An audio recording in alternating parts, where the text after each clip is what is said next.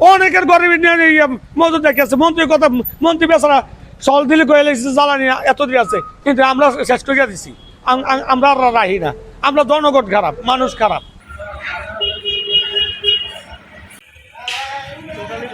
আমরা ওই ক্ষেত্রে 200 টাকার তেল আমরা একদিনে কাভার হয় না, 200 টাকার বেশি তেল লাগে।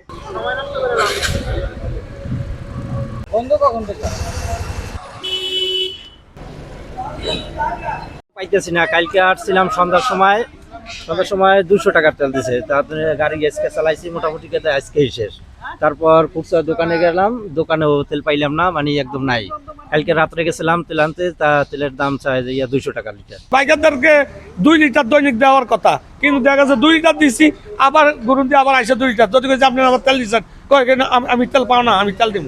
আমরা পর্যাপ্ত পরিমাণ মজুদ না থাকায় অকটেন বিক্রিটা সাময়িকভাবে বন্ধ রাখছি।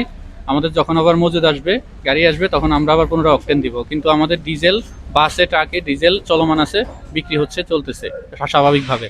আমরা মানে যতটুকু মানে মোটামুটি মজুদ আছে এখনো, যতক্ষণ পর্যন্ত দিতে পারবো আর কি। যদি এইভাবে চলে আমরা চলমান রাখতে পারবো।